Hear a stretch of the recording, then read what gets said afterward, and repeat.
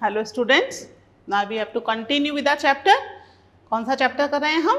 Democratic politics का first chapter, that is what is democracy, why democracy. Okay,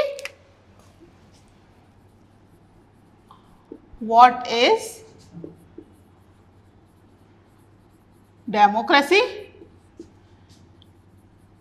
and why democracy.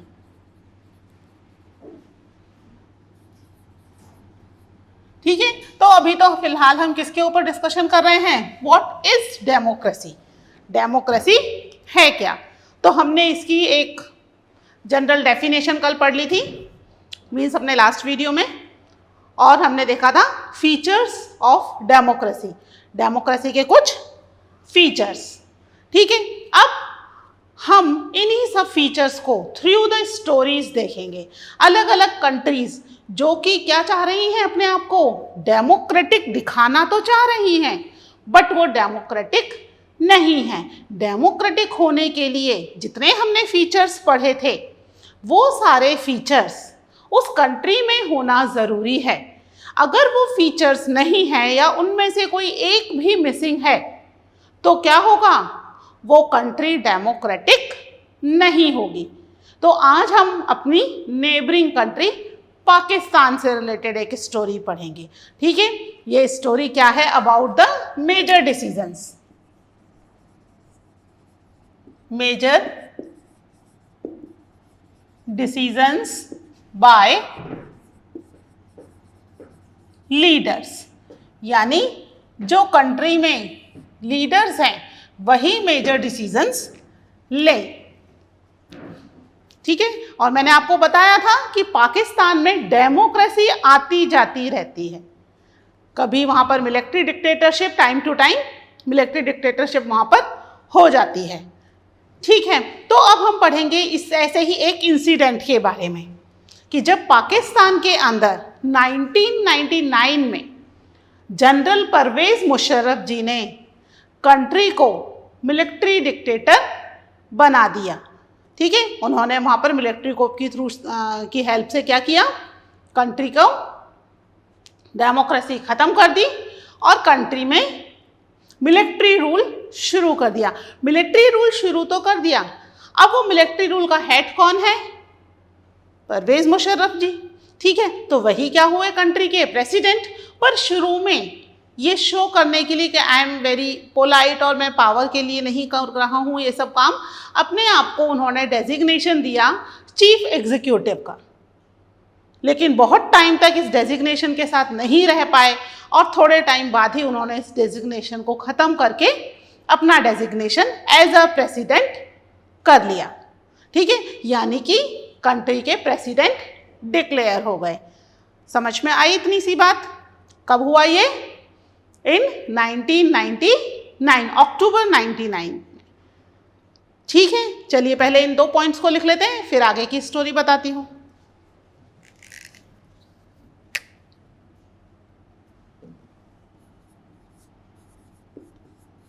In Pakistan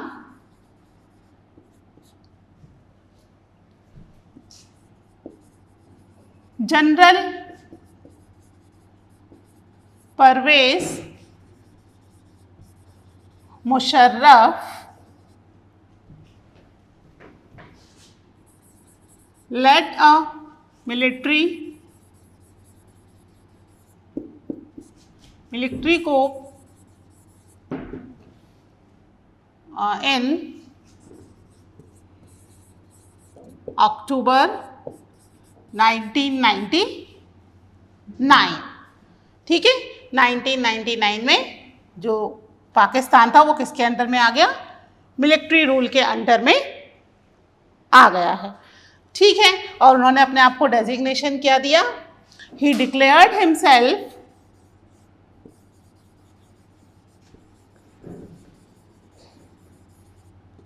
as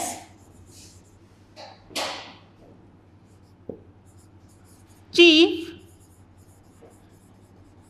executive of the country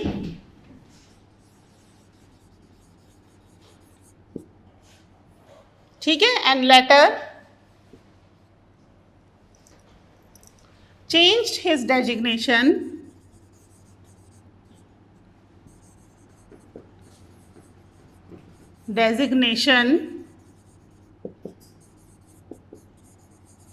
to the president.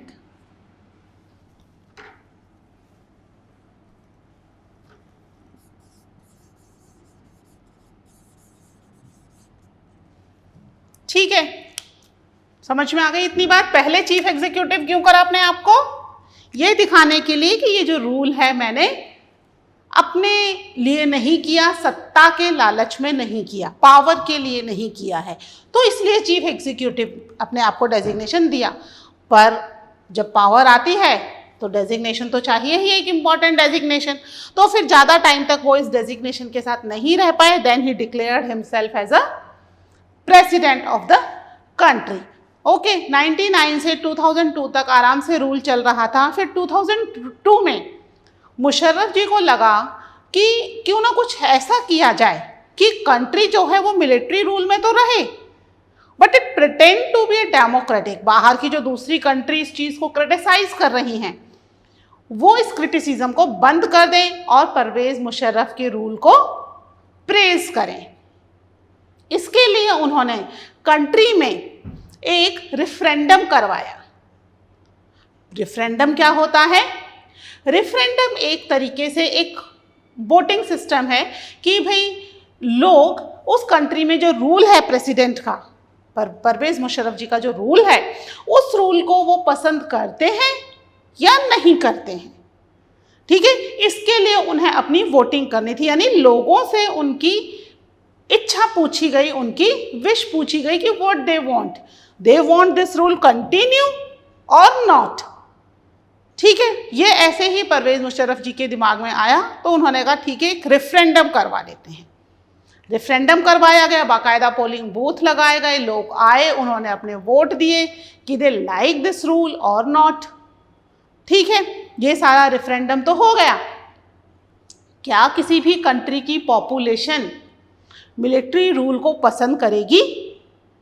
मान लीजिए हमारी country में military rule है, हम घर से बाहर निकलें और हर रूल रेगुलेशन के लिए अगर नहीं फॉलो किया जाए तो मिलिट्री हमें पाया तो पकड़ के ले जाए या वहीं पर ही शूट कर दे, तो अब आर वी हैप्पी? जबकि हम इस डेमोक्रेटिक रूल में रह रहे हैं, अभी हम इस रूल के इतने आदी हो चुके हैं। अब अगर मिलिट्री रूल आया तो क्या हम उसमें सरवाइव कर पाएंगे? नहीं कर पाएंगे। वो रूल कैसे होते हैं? मिलिट्री रूल बहुत ही स्ट्रिक्ट होते हैं। Either you have to follow it, और अगर आप नहीं फॉलो करते हैं तो they will penalise you, give you a punishment. ठीक है, तो अब वहां के लोगों को क्या ये रूल पसंद आएगा? क्योंकि पाकिस्तान इससे पहले तो एक डेमोक्रेटिक कंट्री में ही था। तो ये जो रेफरेंडम हुआ, इसका जो भी रिजल्ट आया, सही रिजल्ट डिक्लेयर नहीं किया गया। मुशर्रफ जी ने डिक्लेयर कर दिया कि भाई लोग जो पाकिस्तान के हैं वो उनके रूल से बहुत खुश हैं, they like it very well.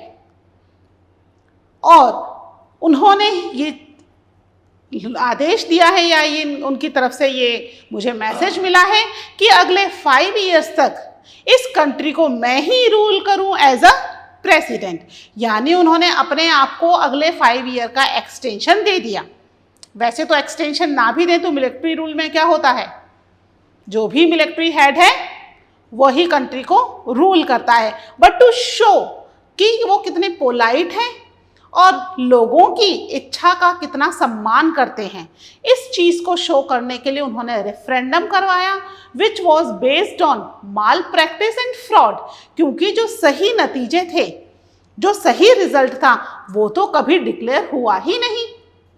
जो सही रिजल्ट था वो तो अलमारियों में पड़ा रहा, और मुशर्रफ जी के ऑर्डर पर ये डिक्लेयर कर दिया गया कि कंट्री के लोग उन्हें बहुत ज़्यादा पसंद करते हैं और चाहते हैं कि अगले 5 साल तक मुशर्रफ जी ही कंट्री के प्रेसिडेंट बने रहें। ठीक है, इतनी बात समझ में आई। फिर आगे की कहानी शुरू करते हैं, पहले इतनी बात को लिख लेते हैं। ठीक है, इन 2002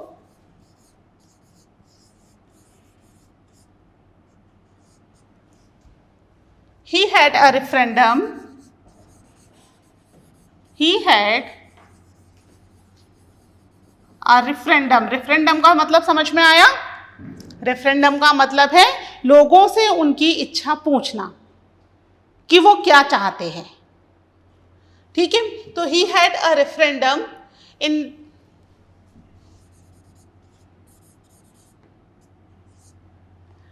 in the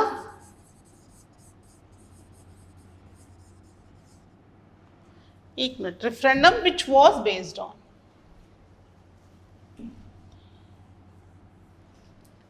referendum in the country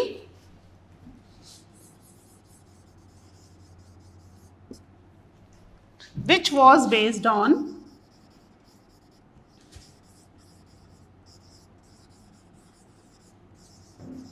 किस पर?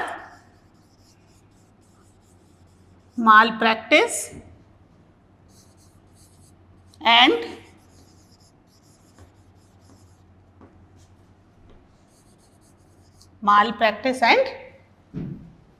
फ्रॉड। ठीक है, and it grant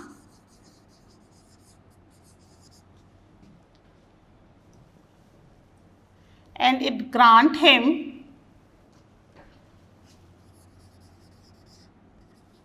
a 5-year extension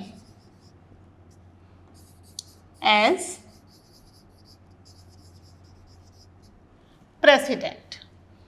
ठीक है, जिसने क्या कर दिया, उन्हें 5 ईयर का एक्सटेंशन दे दिया एज अ प्रेसिडेंट, जो कि किस पर बेस्ड था?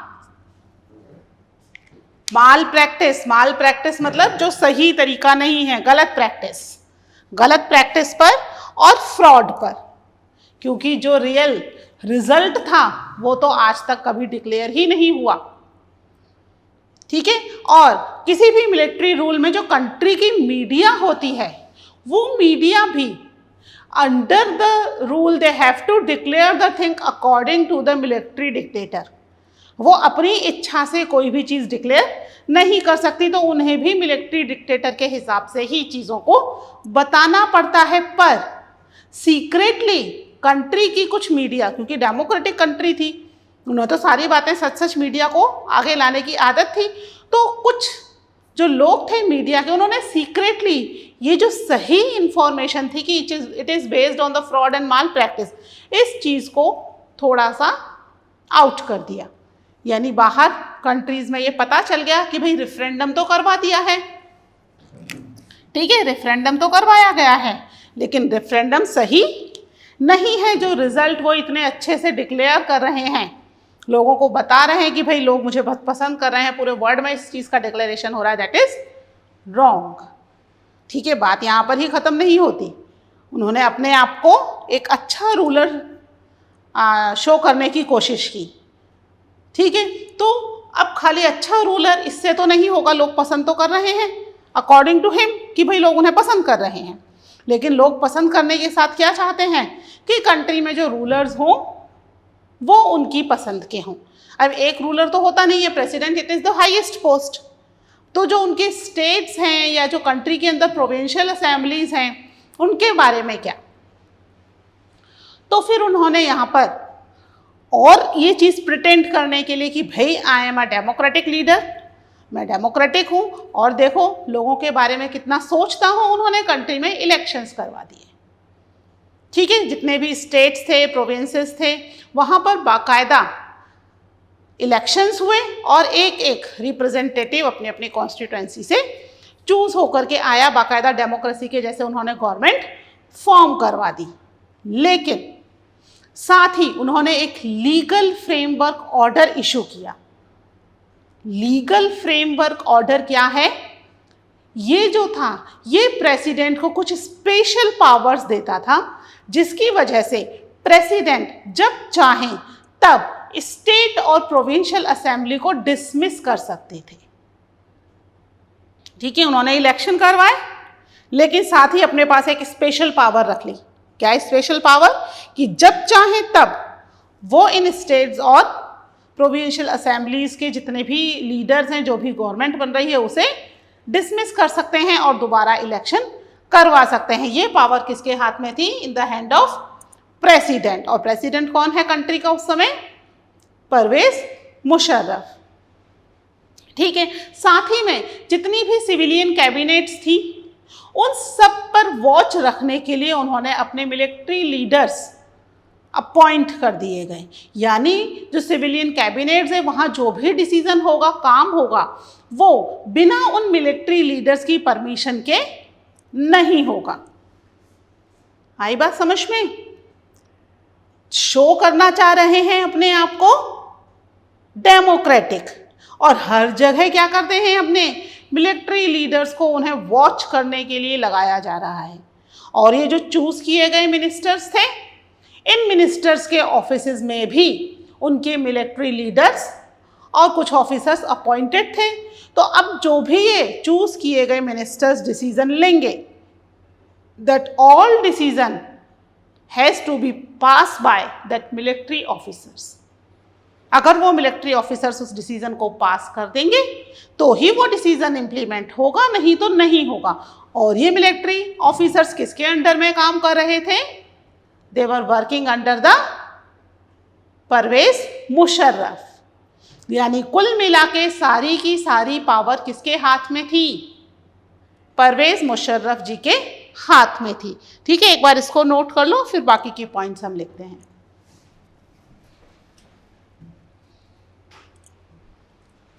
ठीक है, रब कर दूं इसको।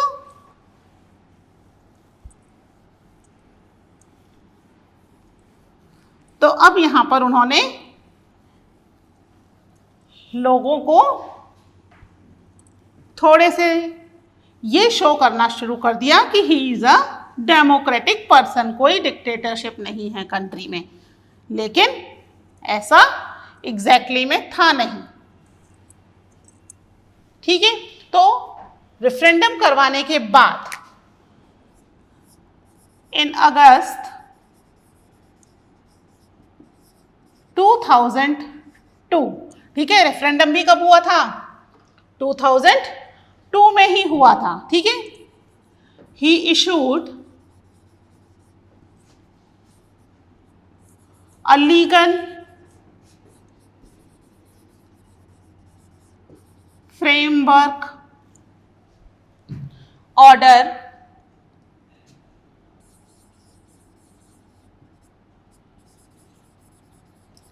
which gave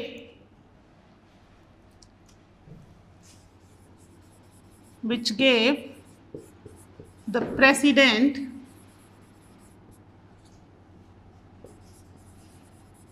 some power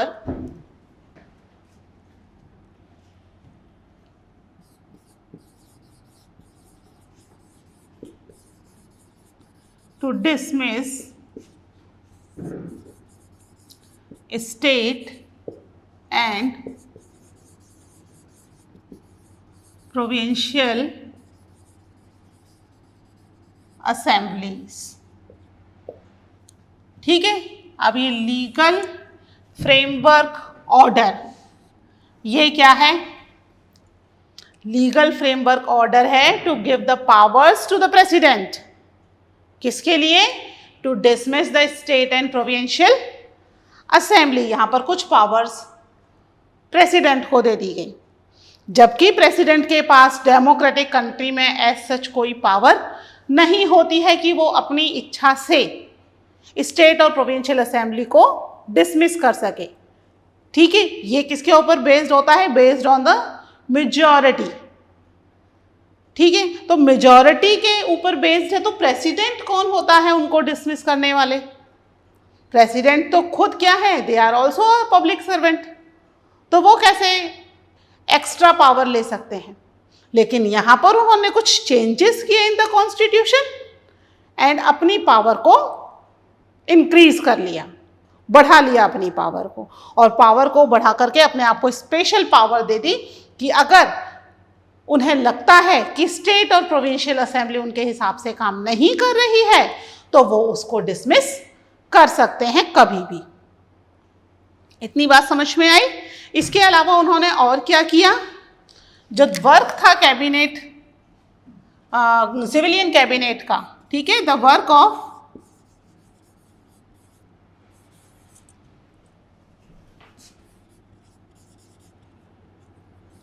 civilian cabinet was supervised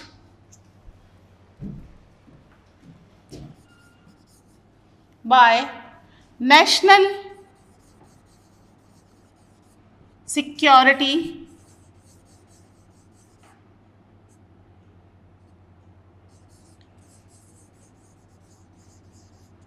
Council,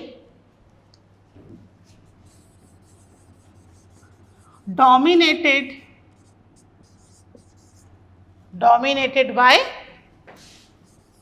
कौन करेगा डोमिनेटेड, किसका रूल है, मिलिट्री रूल, तो मिलिट्री ऑफिसर्स इसको डोमिनेट करेंगे, ठीक है। जो नेशनल सिक्योरिटी काउंसिल है, सिक्योरिटी काउंसिल क्यों सिविलियन कैबिनेट को सुपरवाइज करेगी? सिक्योरिटी काउंसिल का काम होता है to secure the country, country के लिए सिक्योरिटी से रिलेटेड कुछ रूल्स रेगुलेशन बनाना और उसको लुक आफ्टर करना। और सिविलियन कैबिनेट का क्या काम होता है? कंट्री की जो सिविल पॉपुलेशन है ना, कंट्री में जो पॉपुलेशन रह रही है उससे रिलेटेड काम करना। दोनों के ही वर्क बिल्कुल अलग अलग हैं। उसके बावजूद सिविलियन कैबिनेट को कौन सुपरवाइज करने के लिए अपॉइंट कर दिया गया? National security council. और क्योंकि ये नेशनल सिक्योरिटी काउंसिल है तो इसमें कौन अपॉइंटेड होगा? Military officers. यानी कि डायरेक्टली सिविलियन कैबिनेट को मिलिट्री ऑफिसर्स लुक आफ्टर करेंगे कि वो जो भी काम कर रहे हैं सिविलियंस के लिए, not for the military officers. Security council civilians के लिए किए जा रहे काम को सुपरवाइज कर रही थी, वॉच कर रही थी, जो कि डेमोक्रेटिकली तो सही है ही नहीं। हर एक लेवल का अपना अलग वर्क है। सिविलियन कैबिनेट काम करेगी सिविलियन पॉपुलेशन के लिए जो कि आर्मी और मिलिट्री से रिलेटेड नहीं है, और सिक्योरिटी काउंसिल करेगी उन लोगों के लिए जो कि आर्मी मिलिट्री यानी कंट्री की सिक्योरिटी सर्विसेज से रिलेटेड है। दोनों ही काम बिल्कुल डिफरेंट है। उसके बावजूद सिक्योरिटी काउंसिल को यह काम दे दिया गया क्योंकि परवेज मुशर्रफ को उन पर ज़्यादा विश्वास था, क्योंकि he was from the military side, तो उन्हें मिलिट्री ऑफिसर्स पर ज़्यादा विश्वास था, तो ये काम उन्हें दे दिया गया। ठीक है, इन पॉइंट्स को और लिख लो, उसके बाद थोड़ा सा और बचा उसको डिस्कस कर लेते हैं।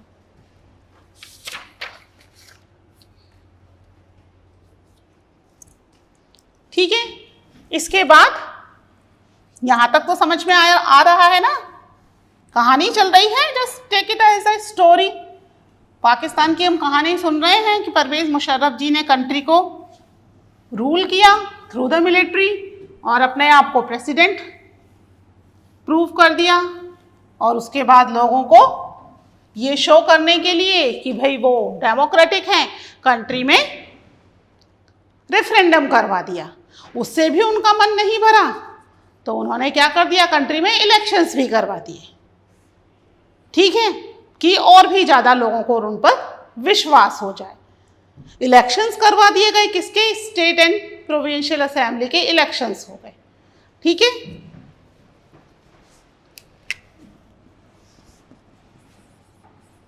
Elections were held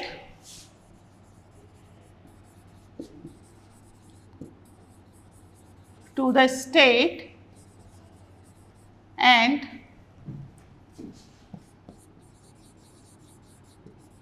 provincial assembly। ठीक है, यहाँ पर इलेक्शन करवा दिए गए। अब इलेक्शन करवाने के बाद क्या होगा? अच्छे से इलेक्शन हुए, बाकायदा कई सारे कॉम्पिटिटर इलेक्शन में खड़े हुए, बाकायदा कॉन्स्टिट्यूएंसीज डिवाइड की गई, यूनिवर्सल अडल्ट फ्रेंचाइज पर बेस्ड वोटिंग सिस्टम रखा गया, लोगों ने अपने वोट डाले, बाकायदा कंपटीशन मिला, और फिर फाइनल जो लोग मेजॉरिटी से जीते थे वो उन स्टेट और प्रोविंशियल असेंबली के चूजन मिनिस्टर्स बने। यहां तक तो ठीक कहानी थी, यही होता है डेमोक्रेसी में। लेकिन अब बात आगे आती है कि अब जब वो काम करेंगे, हमने चूज कर लिया ना रिप्रेजेंटेटिव, हमारे चूज किए हुए रिप्रेजेंटेटिव हम क्यों चूज कर रहे हैं? So they can do the work for our betterment, हमारे अच्छे के लिए, हमारे डेवलपमेंट के लिए, हमारे से रिलेटेड राइट्स हमें प्रोवाइड किए जाएं, है ना, क्योंकि हम उन्हें चूज करें तो वो हमारे लिए काम करें। अपनी पॉपुलेशन, जिस पॉपुलेशन ने उन्हें वोट कास्ट किया है, उससे रिलेटेड काम करें, और कॉन्स्टिट्यूशन में उन्हें इससे रिलेटेड कुछ पावर्स दी गई हैं। लेकिन यहां पर शो करने के लिए इलेक्शन तो करवा दिए गए, लेकिन पावर्स नहीं दी गई इन मिलिट्री ऑफिसर्स को। पावर्स किसको दे दी गई? अब इन सभी मिनिस्टर्स के ऑफिसेज में सबको अपना अपना एक ऑफिस, एक मिनिस्ट्री प्रोवाइड होती है। तो इन मिनिस्ट्री में, इस ऑफिसेज के अंदर कुछ मिलिट्री ऑफिसर्स अपॉइंट किए गए जो कि क्या करेंगे? They have to look after all the work of this ministry. और लीडर्स कोई भी डिसीजन बिना उनकी परमिशन के नहीं ले सकते। तो क्या डिसीजन लेने के लिए वो मिनिस्टर्स फ्री हैं? नहीं। ठीक है, इस पॉइंट को और लिख लेते हैं। Now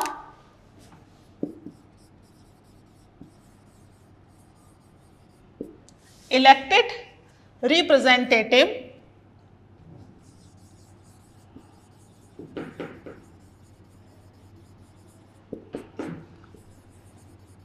have some powers, but final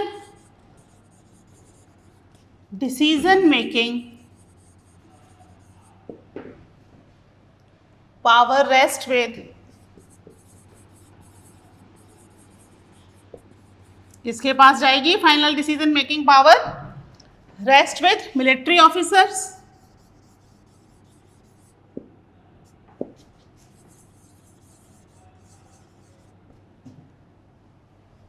and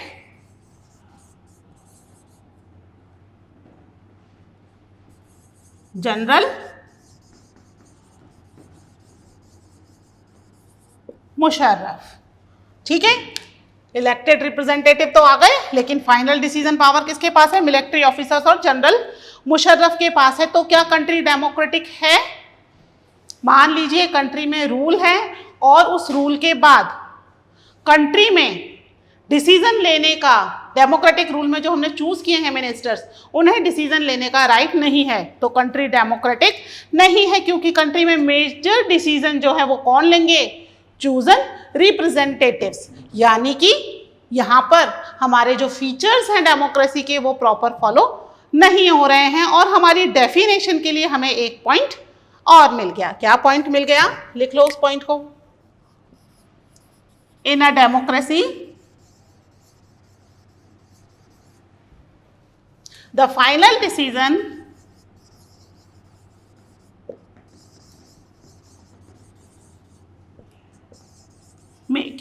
final decision making power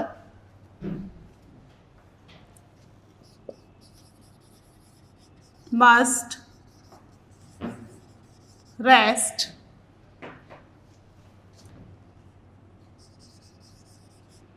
with the elected representatives। ठीक है, अगर ऐसा नहीं है तो कंट्री डेमोक्रेटिक नहीं है। ठीक है, समझ में आ गई पाकिस्तान की स्टोरी। इस स्टोरी को एक बार बुक में से भी बहुत अच्छे से पढ़ लेना। ठीक है, and we will meet with the new story in the next video. Till now take care, bye.